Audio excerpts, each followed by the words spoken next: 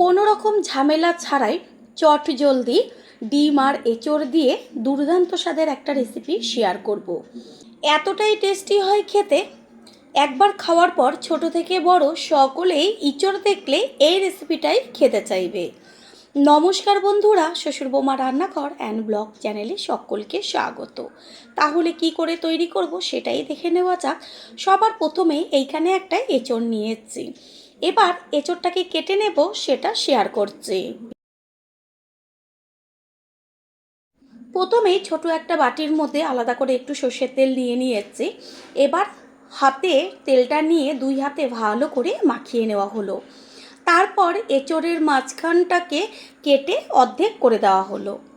অর্ধেক করে এবার আরও মাঝখান থেকে আরও অর্ধেক করা হলো, মানে একটা এঁচড়কে 4 টুকরো করে নিয়েছি। এঁচড়টা সবসময় কেটে নেওয়ার পরে জল দিয়ে ধুয়ে নিতে হবে। এতে কি হবে, এই যে আঠাটা বেরোয় প্রথমে, সেই আঠাটা চলে যায় আর কাটতে সুবিধা হয়। তারপর ছোট ছোট টুকরো করে নেব, তাহলে এঁচড়ের যে খোসাটা সেটা ফেলতে সুবিধা হবে। এঁচড়ের খোসাটা সবসময়ের জন্য একটু মোটা করে ফেলতে হয়, তাতে কি হবে, খেতে খুব ভালো লাগবে। এঁচড়ের সামনের অংশটা যেহেতু খুব শক্ত হয়, সেই কারণে মোটা করে ফেলতে হয়। এইভাবে সমস্ত এঁচড়টা কেটে নিয়ে ফিরে আসছি। সম্পূর্ণ এঁচড়টা কেটে নেওয়া হয়ে গেছে, আর কাটার সাথে সাথে সবসময়ের জন্য এঁচড়টাকে জলে ভিজিয়ে দিতে হয়। এতে কি হবে, এঁচড়টা কালো হয়ে যাবে না। এবার এঁচড়গুলোকে জলটা ফেলে দিয়ে আরও 2 থেকে 3 বার ধুয়ে নিয়ে ফিরে আসছি। এখানে 5টা ডিম নিয়েছি। আপনারা আপনাদের পরিবারের সদস্য অনুযায়ী ডিমটা কম বেশি রান্না করবেন। এবার ডিমটা সিদ্ধ করে নেব, আর ডিমের মধ্যে দিয়েছি জল আর হাফ চা চামচ পরিমাণ লবণ। ডিম সিদ্ধ হয়ে গেছে, খোসাটাও ছাড়িয়ে নিয়েছি, আর ডিমগুলোর গায়ে বেশ একটু ছুরি দিয়ে কেটে কেটে দিয়েছি যেন মশলাটা ডিমের ভেতরে যায়। এরপরে ডিমের মধ্যে দিয়ে দিচ্ছি হলুদ আর লবণ। হলুদ আর লবণটা মাখিয়ে নেব। এখন যেহেতু গ্যাসের সমস্যা দেখা দিচ্ছে, সেই কারণে আমরা কিভাবে গৃহিণীরা রান্না করব চট জলদি, তবে রান্নাটা তো টেস্টি হতে লাগবে, সেটাও আমাদের খেয়াল রাখতে হবে। সেই কারণে বেশ একটু সময় লেগে থাকা রান্নাগুলো আমরা কিন্তু করতে একটু ভয়ই পাচ্ছি। কোনো রকম চিন্তা নেই, আজকে যেইভাবে শেয়ার করব রান্নাটা, এইভাবে আপনারা তৈরি করে খেয়ে দেখবেন কতটা টেস্টি হয়। সেই কারণে প্রেশার কুকার নিয়েছি, প্রেশার কুকারের মধ্যে দিয়ে দিয়েছি সর্ষের তেল, আর তেলটা ভালো করে গরম করে নিয়ে তারপরে দিয়ে দিলাম ওই যে ডিমগুলো লবণ হলুদ মাখিয়ে রেখেছিলাম সেগুলোকে। ডিমগুলো বেশ লাল লাল করে ভেজে নেব, আর ডিমগুলোর গায়ে যেহেতু একটু কেটে কেটে দিয়েছি, সেই কারণে ডিমটা খেতে কিন্তু ভীষণ টেস্টি হবে। ডিম ভেজে নেওয়া হয়ে গেছে, এবার তেল ছেঁকে তুলে নেব। এইভাবে যদি রান্নাটা করেন তাহলে খেতেও টেস্টি হবে, আর হচ্ছে গ্যাস অনেকটা পরিমাণ সাশ্রয় হবে। এবার দিয়ে দিচ্ছি কেটে নেওয়া এঁচড়গুলো, আর তার সাথেই দিয়ে দেব ছোট ছোট করে কেটে নিয়েছি এখানে মাঝারি সাইজের 3টে আলু। আলুগুলোও জল দিয়ে ধুয়ে নিয়েছি। এবার আলু আর এঁচড় একই সাথে তেলের মধ্যে দিয়ে দিলাম। এবার ভালো করে গ্যাসের ফ্লেম হাই করে এঁচড় আর আলুটাকে ভেজে নেব। এঁচড় টেস্টি হওয়ার সবথেকে বড় একটা টিপস হচ্ছে এঁচড়টাকে তেলে ভালো করে ভেজে নিতে হবে। এঁচড় যত ভালো ভাজা হবে, এঁচড়ের টেস্ট তত টেস্টি হবে। এঁচড়ের মধ্যে দেব হলুদ আর লবণ। হলুদ আর লবণটাকে দিয়ে এঁচড়ের সাথে মিশিয়ে নিয়ে গ্যাসের ফ্লেম হাই করে দিতে হবে, না হলে এঁচড়ের থেকে জল বেরোবে, আর এতে কি হবে, এঁচড়টা ভালো ভাজা হবে না, আগে থেকেই নরম হয়ে যাবে। হাই ফ্লেমে 3 থেকে 4 মিনিট ভেজে নেওয়ার পরে গ্যাসের ফ্লেম মিডিয়াম করে একটু ঢাকনা চাপা দিয়ে দিয়ে এঁচড় আর আলুটাকে খুব ভালো করে ভেজে নেব। দেখাই যাচ্ছে এঁচড়ের গায়ে কত সুন্দর একটা কালার আসছে। আর এঁচড়টা এমনভাবে যে ভাজাটা হবে, এঁচড় ভাজাতেই অর্ধেকের বেশি সিদ্ধ হয়ে যাবে।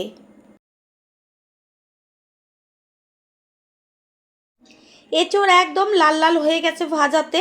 এবার এঁচড়টাকে একটু সাইড করে খুন্তির উপরে রাখবো, তাতে কি হবে, এঁচড়ের মধ্যে থাকা তেলটা বেরিয়ে আসবে। তুলে নিয়েছি, আর বেঁচে রয়েছে তেল। ওই তেলের মধ্যে আর কোনো রকম তেল আমি ব্যবহার করিনি। এঁচোড়ের গায়েও তেল রয়েছে, পরে যখন দেব তখন সেখান থেকে তেল বেরোবে।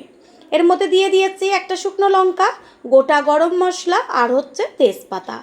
দেব ছোটো চামচের 1 চা চামচ পরিমাণ সাদা জিরে। এবার ফোড়নটাকে ভালো করে ভেজে নেব। যখন দেখবেন সুন্দর একটা গন্ধ বেরোচ্ছে, আর এদিকে দেখিয়ে দিচ্ছি যে এঁচোড়ার আলুটা কত সুন্দর ভাজা হয়েছে। এই যে ভাজা হয়েছে এখানে অর্ধেকের বেশি সিদ্ধ, বেশিক্ষণ সময় একদমই লাগবে না। আর ফোড়নটা থেকে সুন্দর গন্ধ বেরোচ্ছে। এবার দিয়ে দিয়েছি কুচিয়ে নেওয়া পেঁয়াজ। পেঁয়াজের পরিমাণটা একটু বেশি ব্যবহার করেছি। পেঁয়াজটাকে বেশ লাল লাল করে ভেজে নেব। পেঁয়াজ তাড়াতাড়ি মজে আসার জন্য দিয়ে দিয়েছি লবণ। লবণটাকে মিশিয়ে নেব। এবার পেঁয়াজটা ভাজা হতে থাক। পুরনো বন্ধুদের সবসময় আমাদের পাশে এইভাবে ভালোবেসে থেকে এগিয়ে নিয়ে যাওয়ার জন্য অনেক অনেক ভালোবাসা। দিয়ে দিচ্ছি হলুদ গুঁড়ো। লবণ আর হলুদটা দেওয়া হলো, এবার পেঁয়াজটা ভাজা হবে।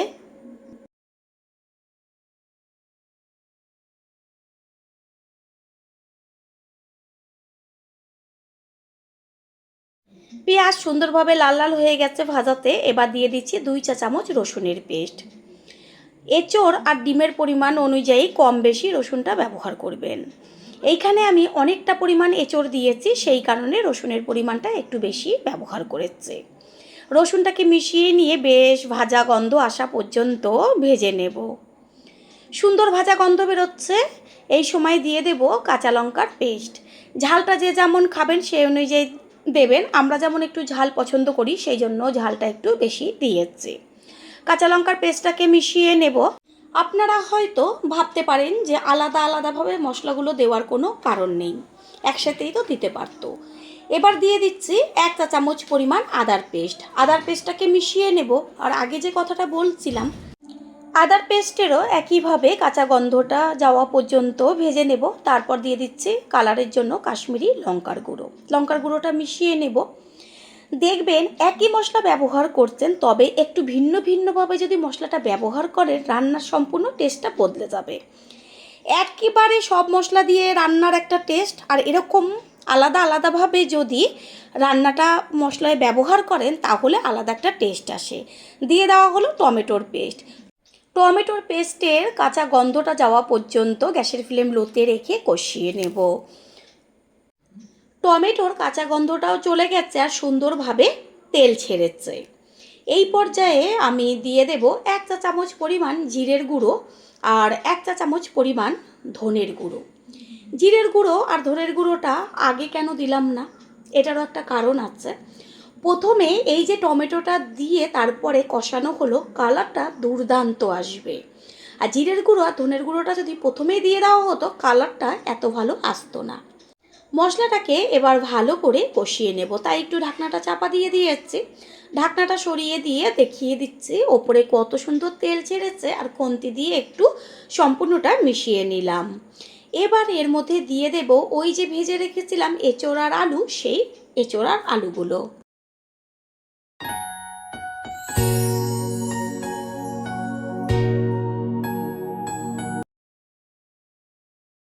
মশলার সাথে এঁচোড় আর আলু ভালো করে কষিয়ে নেব আরও 2 থেকে 3 মিনিট মতন। গ্যাসের ফ্লেম লোতে থাকবে, না হলে চট করে নিচটা ধরে যাবে। 2-3 মিনিট মতন কষিয়ে নিয়েছি। এবার গ্যাসের ফ্লেম হাই করে দিয়ে দিচ্ছি উষ্ণ গরম জল। জলটা একটু বেশি দেবেন, কারণ এটা বেশ ঝোলঝোল থাকবে, খেতে ভালো লাগবে। ইঁচড় দেখবেন সব সময়ের জন্য বেশ একটু হালকা ঝোল থাকবে, সেটা খেতে কিন্তু বেশি টেস্টি হয়। আর একদম যদি শুকনো হয়ে যায় অতটা খেতে ভালো লাগে না। দিয়ে দিচ্ছি স্বাদের জন্য লবণ। লবণটাকে মিশিয়ে নিয়ে গ্যাসের ফ্লেম তো হাইতেই আছে। তবে সবার তো পছন্দ একরকম না, কেউ যদি শুকনো শুকনো ভালোবাসেন তাহলে অবশ্যই জলের পরিমাণটা কম দেবেন।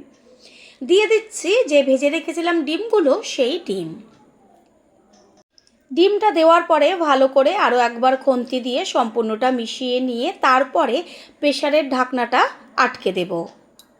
গ্যাসের ফ্লেম হাই করে 2টো সিটি দেওয়া মাত্রই গ্যাস অফ করে দিতে হবে, না হলে এঁচোড় কিন্তু একদম গলে যাবে।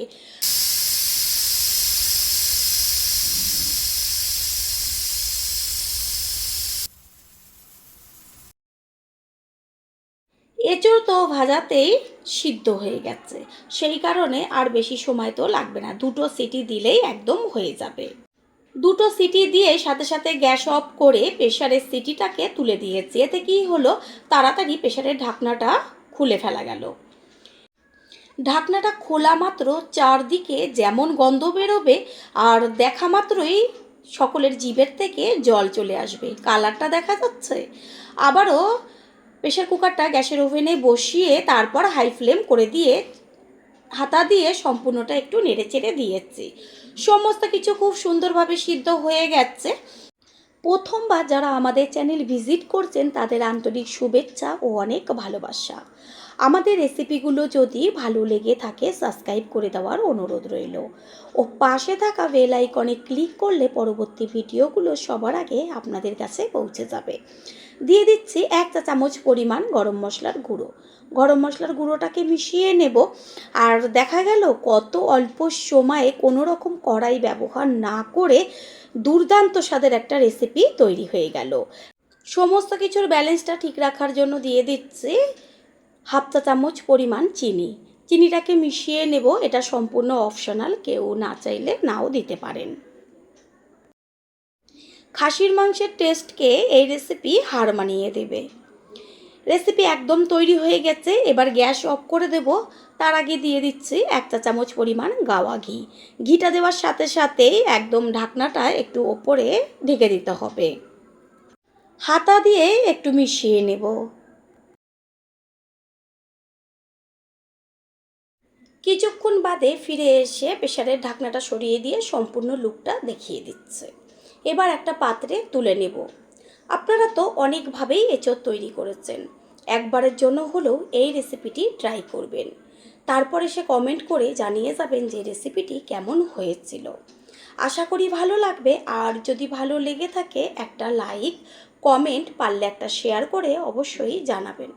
আপনাদের দেওয়া একটা লাইক ও লাইকের পাশে থাকা হাইপ আর একটা শেয়ার আমাদের কাছে অনেক অনেক গুরুত্বপূর্ণ। All friend, thanks for watching my video.